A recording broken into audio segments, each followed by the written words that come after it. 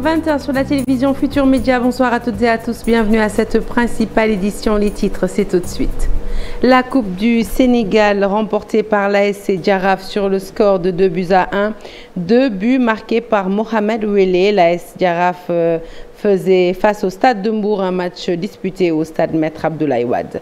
Vers une crise alimentaire dans la vallée du fleuve Sénégal, d'après les paysans, moins de 30% des hectares emblavés seront récoltés en raison de la pluviométrie et d'un manque de matériel agricole.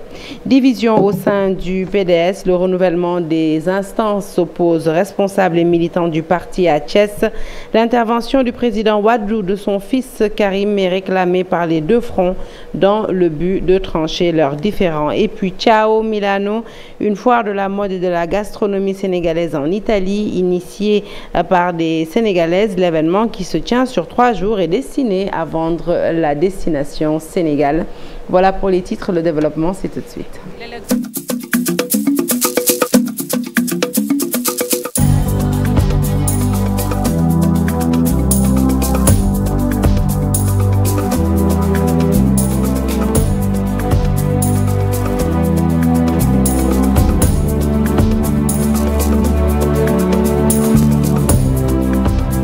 Rebonsoir à toutes et à tous. Un journal que nous ouvrons naturellement avec la finale de la Coupe du Sénégal remportée par l'ASC Jaraaf cet après-midi. L'équipe de la Médina a donc battu le Stade de Mbour sur le score de 2-1.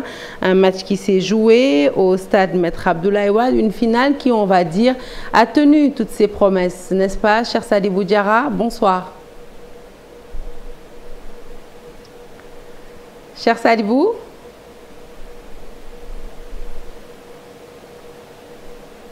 cher Sadibou Diarra, certainement de petits soucis avec la connexion. Cher Sadibou Diarra, donc depuis le stade de Maître Abdoulaye Wade et qui devait nous faire le résumé de cette finale qui, je rappelle, a opposé le Jaraaf de Dakar et le Stade de Mbour avec les Verts Blancs qui ont donc triomphé sur le score de 2-1, remportant ainsi la Coupe du Sénégal.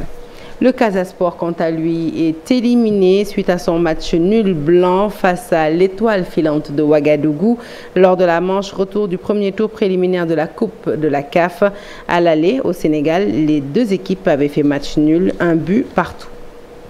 Et puis on continue toujours en sport avec ce stade départemental à Kanel. Une annonce du ministre des collectivités locales, Mamadou Talla, parrain de la finale de la Coupe du Maire, estime que la zone regorge de talents qui méritent soutien des pouvoirs publics et réalisation d'infrastructures sportives. Le reportage est signé Ali Bandalnian. L'organisation d'un concert de rap pour marquer son retour au Bercail après plusieurs mois d'absence suscite aujourd'hui l'ire des jeunes de Ourossogui. Très amers contre maître Moussa Bokar Thiam, ces jeunes manifestent tout simplement une déception. Entre deux belles équipes qui nous ont montré un football de haut niveau et le match a été tellement dur qu'on était obligé d'aller jusqu'à la fin du tir au but. Alors nous félicitons l'équipe de Dental. Quand on parle de Dental, nous pensons également à votre marché, Dieré. Nous pensons également à notre ami, un journaliste de haut niveau, un journaliste reconnu au niveau du Sénégal. Nous saluons donc notre ami, vraiment notre regretté Soro Diop. En parlant de Dental, on pense également à Soro Diop. Maintenant, quand je viens à une finale ici, à une finale de football, je suis très honoré d'être là. Parce que j'ai joué ici à Kanel. Vous avez une belle équipe, oui, mais nous envisageons avec monsieur le maire de Kanel, de tout faire devant le député de notre préfet qui est là avec nous, pour que Kanel puisse avoir un stade départemental qui fera le bonheur de toute la jeunesse du département de Kanel. De la pure manipulation de politiciens en manque d'arguments, c'est la réaction de Souleymane Thiam, secrétaire général de la mairie de Ourossogui. Allez, retour sur la finale de la Coupe du Sénégal qui s'est jouée cet après-midi donc au stade Maître Abdoulaye Wade entre l'ASC Jaraaf et le stade de Mbour. Nous tentons d'entrer en contact avec notre reporter sur place, cher Sadibou Diarra. Cher Sadibou, bonsoir. Cher Sadibou, vous m'entendez?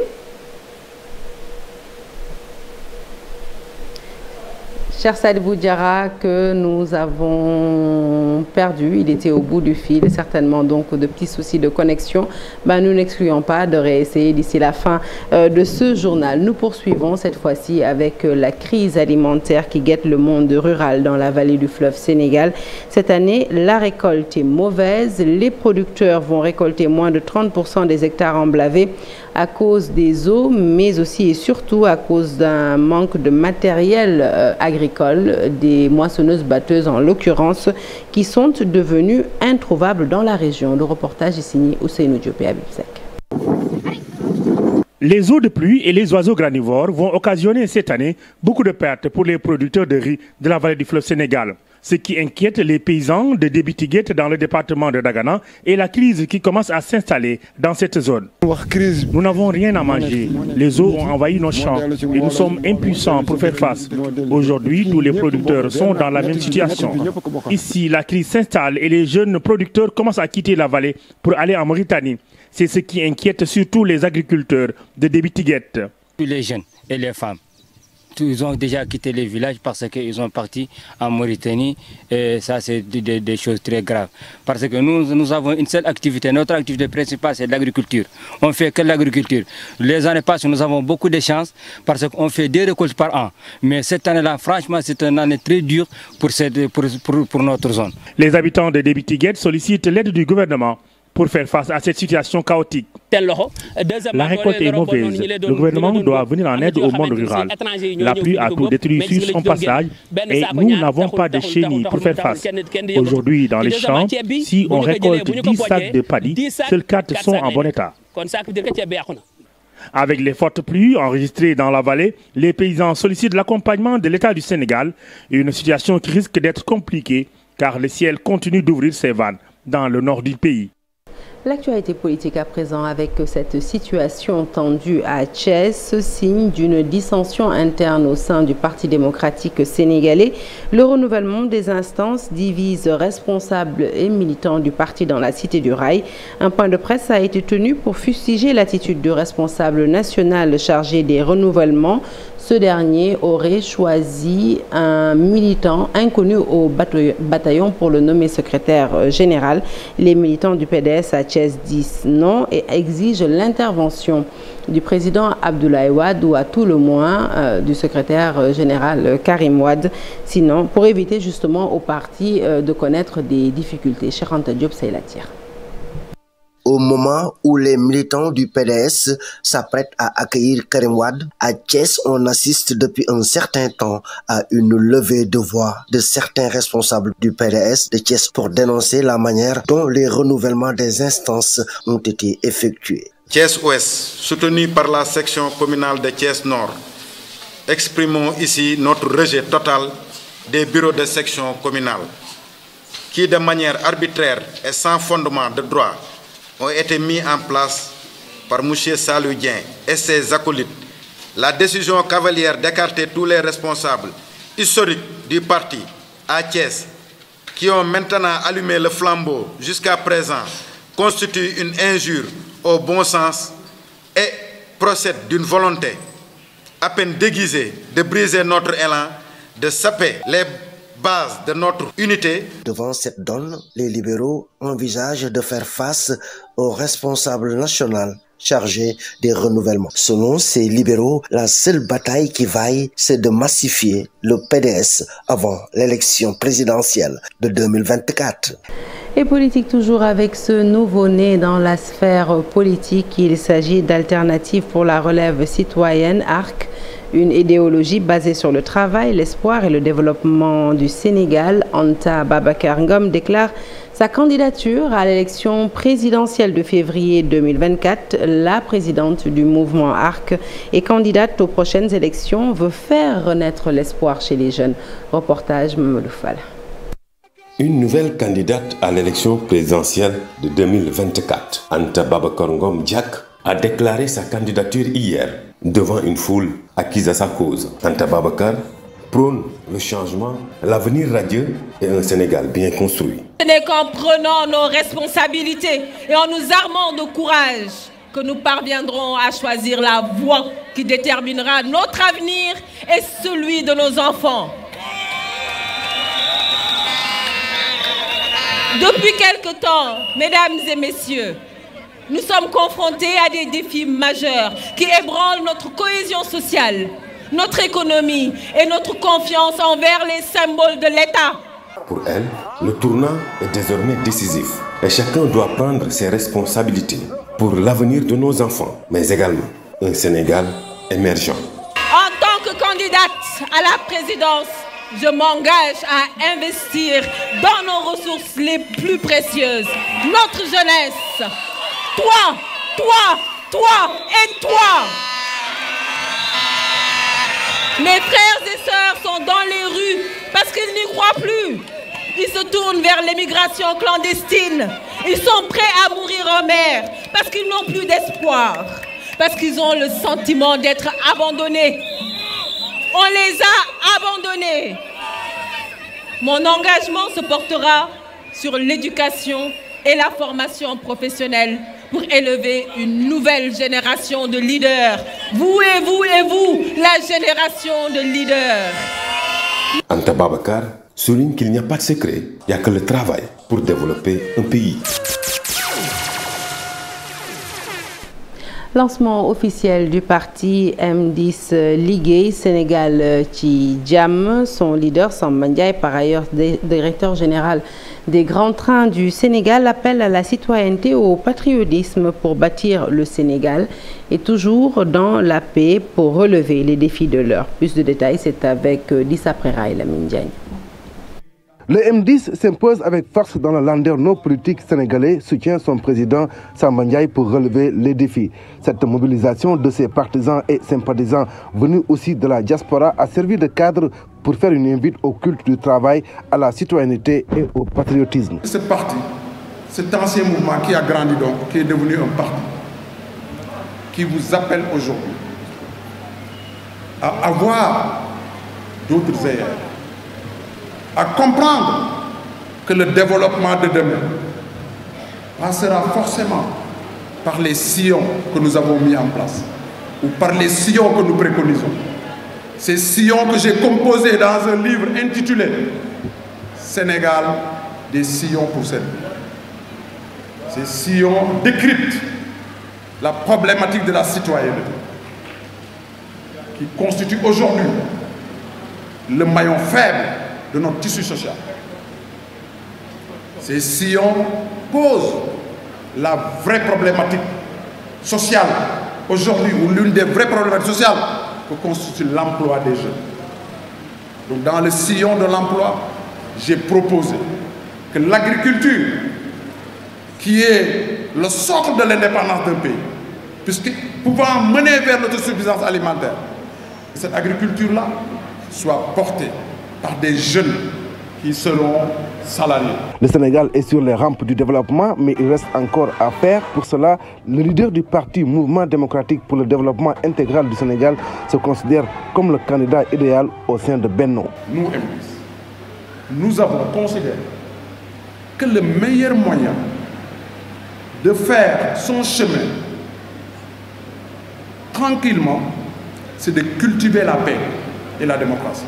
Aujourd'hui, les Sénégalais ont besoin de paix, il y a beaucoup de tensions, il y a beaucoup de problèmes. Et ça, je pense que nous avons besoin, en 2024, de quelqu'un qui va calmer le jeu. Aujourd'hui, le candidat émergent, le candidat de l'avenir, le candidat du développement intégral, c'est l'homme fort. Je suis là. Des sillons préconisés pour booster le développement du Sénégal, réserver ainsi notamment le chômage des jeunes, les problèmes liés à l'habitat rural et à l'agriculture. Le grand parti à la quête de parrainage en vue de la prochaine présidentielle à Guédiawaye, les camarades de Malick Gakou, président de ce parti, ont enregistré 50 000 parrains. Mais la collecte se poursuit. Le coordonnateur du grand parti à Guédiawaye, Ahmad Kourouma, déclare que leur priorité, c'est d'être à l'écoute des Sénégalais. Je vous propose de l'écouter. Nous avons organisé cette assemblée générale de la commune d'Awakhinane qui est aussi un début pour une assemblée générale tournante. Prochainement, ce sera Ndiarème, ainsi de suite. Donc cette assemblée générale a été aussi un prétexte pour redynamiser la base, pour cristalliser les consciences autour du candidat El Hadji Malick Gakou. Donc ceci a été aussi un prétexte pour donner au président 50 000 parrains, donc réunis à Guédiawaye, que nous comptons lui remettre. Parce que nous savons que lors des dernières élections présidentielles, il a été recalé injustement pour des problèmes de parrainage qui n'auraient jamais dû arriver. Mais c'est arrivé, donc on s'est résigné. Mais cette fois-ci, on ne se résigne pas. On a démarré les activités de ramassage des parrainages depuis le mois de janvier 2023. Aujourd'hui, nous avons les parrains qu'il nous faut pour passer avec brio. On a repoussé la date des parrainages. À la limite, ça nous a trouvé pratiquement prêts pour déposer un nombre de parrains capables de nous permettre de traverser cette phase qui, pour nous, est un jeu. Parlons environnement avec l'adaptation au changement climatique. Une cinquantaine de jeunes plantent 200 arbres dans le quartier de Médina Gounass. À cela s'ajoute une opération de nettoiement des ouvrages de gestion des eaux de pluie. Les jeunes leaders sensibles au changement climatique s'impliquent dans la lutte contre le réchauffement climatique et invitent leurs aînés à préserver la nature pour les générations futures. Ibrahim Ngom est le porte-parole de ces jeunes leaders. Il s'en explique au micro d'Abdoulaye Anne. Et aujourd'hui, les jeunes ont pris l'engagement de passer à l'action. De passer à l'action à travers des actions ou des activités de reboisement. Également une caravane de sensibilisation ici à Médina, à Gounass, autour du bassin de rétention que nous avons vu et constaté avec énormément de déchets autour qui sont néfastes vraiment à l'environnement surtout, mais aussi au bien-être des populations.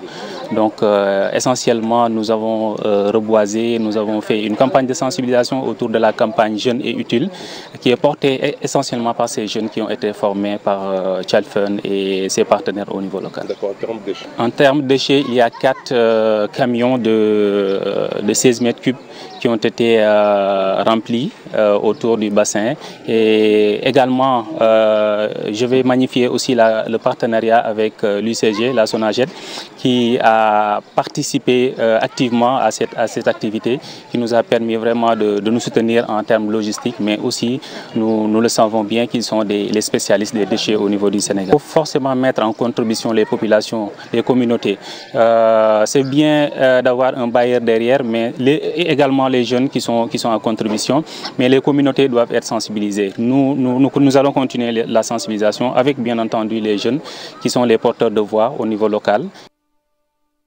Ciao Milano, une foire de la mode et de la gastronomie sénégalaise en Italie, une initiative de sénégalaises stylistes, modélistes et gastronomes, 3 jours pour présenter la culture sénégalaise sous toutes ses formes, mais aussi et surtout vendre la destination Sénégal. Nous écoutons plutôt l'une des initiatrices de cette foire, Sophia Mbaké. Elle s'exprime au micro de Lamine Diagne. Le salon Ciao Milano est un salon prestigieux qui met en lumière la créativité, l'élégance de la mode sénégalaise à Milan, avec plus de 30 exposants sénégalais.